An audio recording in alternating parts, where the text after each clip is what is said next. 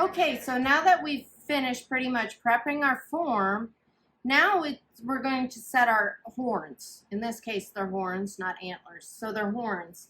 But so the way that the quickest way to check, because usually all you're going to get is the skull cap, and the quickest way I was taught by my instructor to check, because we usually don't get the whole skull in one piece, especially now with the issues with CWD with your deer and stuff like that, you're just going to get the antlers and the cape.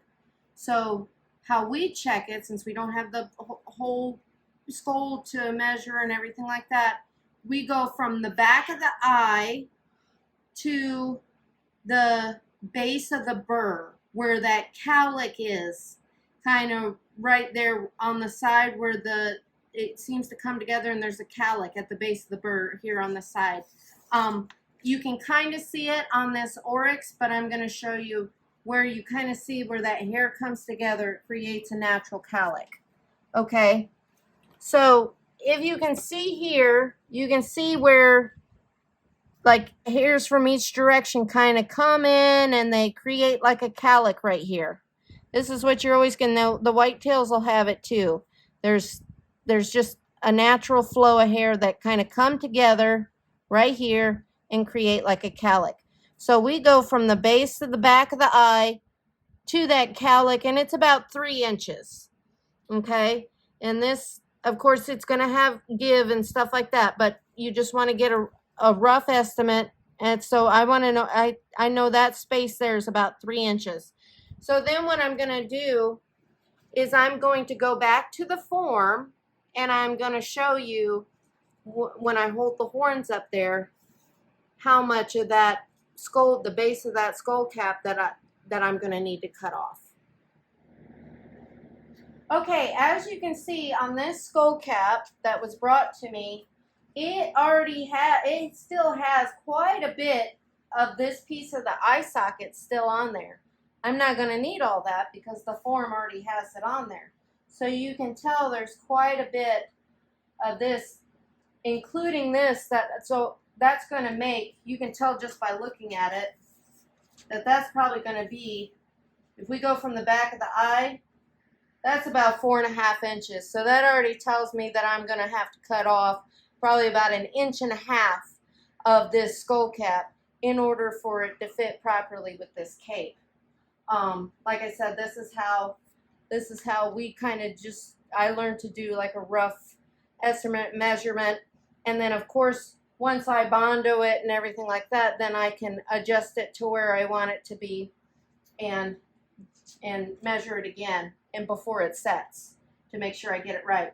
Also, you always want to watch another way you know if you're setting it right. This is the back of the skull, and you always want to make sure that you kind of want to use your imagination that is lining up when you're going to set. Let me switch sides here. When you're going to set that, that'll give you a good reference on how far back these antlers naturally set. You don't want it setting straight up like this. The head did not, it was not a cone head. It didn't, that's not how it naturally, you'll be able to use your judgment and say, okay, that's going to create a nice slope off the back. I can fill that in with clay, and that's going to create a nice rounded back of the head. Now I'm going to have to cut a lot of this off to give it a nice flush so this can push up farther and fit nicely to this form. And I usually do that with a Sawzall. And I'm going to go ahead and measure probably about 1.5 inches, or first it's better to cut not enough than too much. So I'm probably going to go ahead and take maybe 1 inch off, and then if I measure it again, and if I need to take more off, then I'll do that. And then hopefully we'll be ready to set it in Bondo. And then I'll drill my holes and we'll go from there. All right, now before I start cutting, I'm going to go back and just make sure that I'm going to set this up here and eyeball it about where I want it, where I know it needs to be, and I'm going to go ahead and I'm just going to make sure, I'm going to kind of mark it just a little bit, to make sure I get those angles right, because I want to make sure that I'm cutting, this is going to lay flush with this side here. All right. And then of course that's just a straight edge, but I like to make sure that I am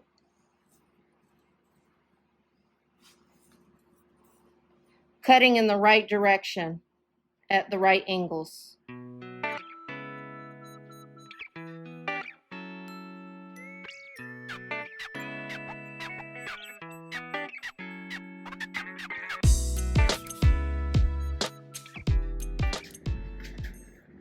Now I'm going to have to come straight and back some because that needs to be taken off.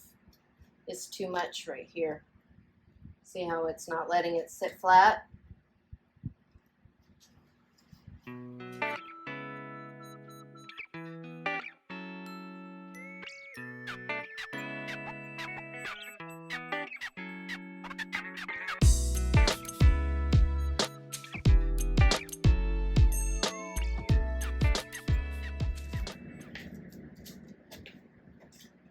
Just keep taking a little bit off at a time. Take a little bit more off that center.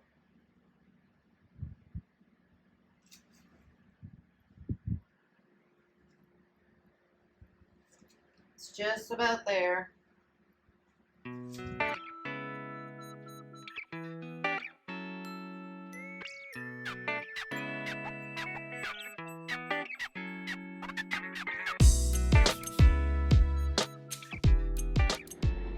Okay, now you can see we've got it trimmed down, and we're at the base of that horn to the back of this eye where we measured on the cape, and we're at 3 inches. So now we're pretty good. We got it set. We're going to drill our holes in the skull cap, and we'll get our Bondo mixed up, and we'll be ready to set these horns. Okay, so once I have my horn base or my antler cap kind of mapped out and cut out, now of course I kind of eyeball it. I know there's more precise ways of doing that and all that, and more methodical ways of, professional ways of doing that. Of course, this is how I do things, and I kind of like to create my own shortcuts. So like I said, this is my way of doing things, and it's what works for me. There's other ways, of course, you can research and find out about doing it, but this is how I do it. So after I get my horns ready, next thing I'm going to do is I'm going to drill the 3 holes in that I am going to use to attach the horns, the skull cap, to my form. So first what I'm going to do is I'm going to take my drill, and I'm just going to put one here,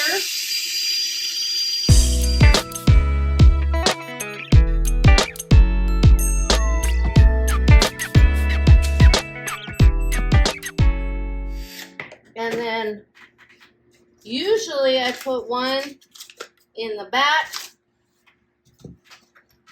if there's room. Of course, these horns are a little more, but I can go ahead and put one right here in between.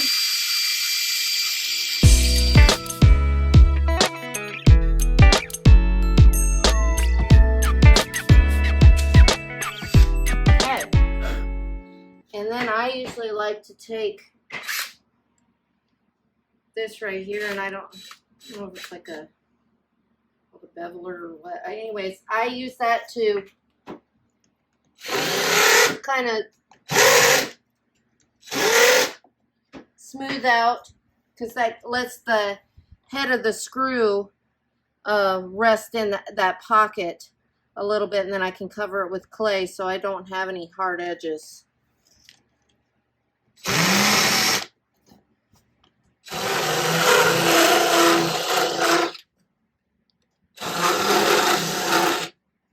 Okay.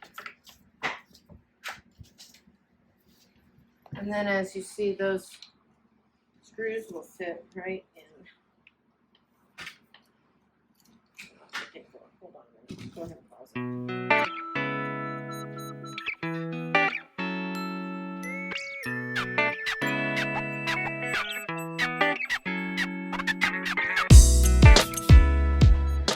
Okay, so now I'm going to mix up some Bondo to set these horns to create a mold basically for this area of the form, and then I can just pop them off, and then once I get the cape on, then I can set them back up there and screw them on when I'm ready to sew it up. But I'm basically creating my own mold for the base of the horns to fit this exactly. And then I can still adjust any which way I want to. If I want them to raise them up a little bit more, and then it'll set, and then they'll stay where I want them to. So this is why I like to use Bondo. Okay, so I'm going to go ahead and I'm going to get a pretty good, probably a good 2 heaping spoonfuls of this, because I'm going to need quite a bit.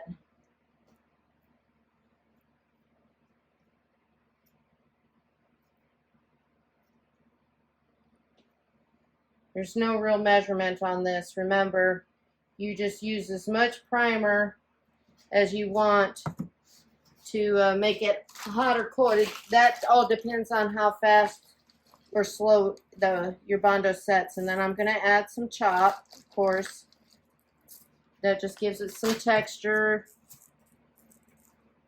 I'm going to mix that up before I add my primer, because once you add your primer, that's it. The clock starts and it's going to start setting. I'm just going to make sure my chop's mixed in there real good, and see if I want to add any more or not, thicken it up. But I think that's a pretty good consistency. I just like to add the chop because it kind of thickens it up and it's an easier consistency to work with. All right, then I'm going to go ahead and add my primer, and I do a lot. I make it hot and mix that up in there, and now you're on the clock.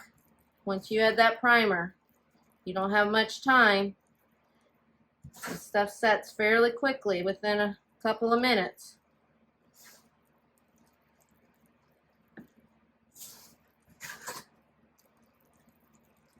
But you want to make sure all that primer's mixed in with, you don't want to see big globs of just plain gray. You want to make sure it's all a uniform color so that the primer's touching all that Bondo.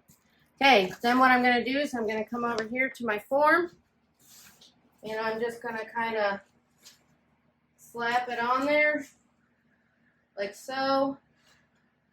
Don't worry about how messy it is. Once it sets, you can peel it right off. Okay? And I'm going to pick up my horns, and this is where I'm kind of going to, I want to make sure they're good and in there. And I can look back here, and if I want it to sit up a little bit more, okay.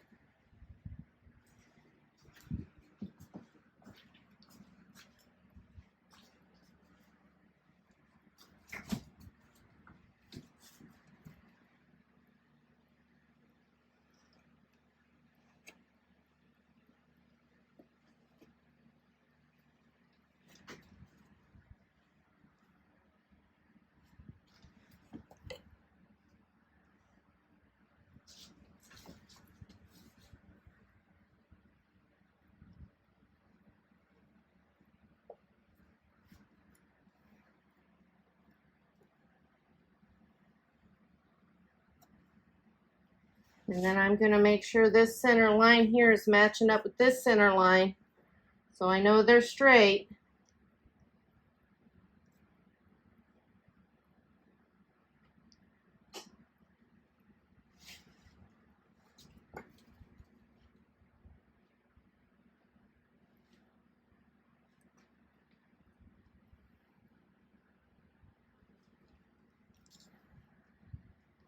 And just hold it in place until, remember, that Bondo starts getting hot and starts to set.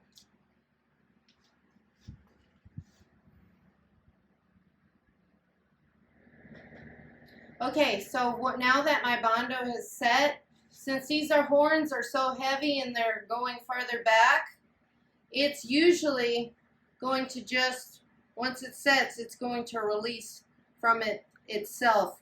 And then I have a formed mold, a custom made mold for those horns to this form. Okay? So then all I have to do once I get this cape on and I'm ready to start mounting, once I get my cape on, I slap these bad boys right back on where they're fitted to fit and screw them on and start sewing it up. Easy as that.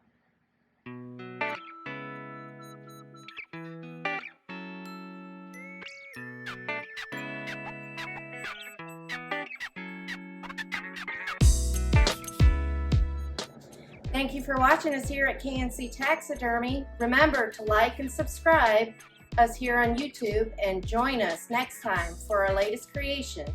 And we'll see you then.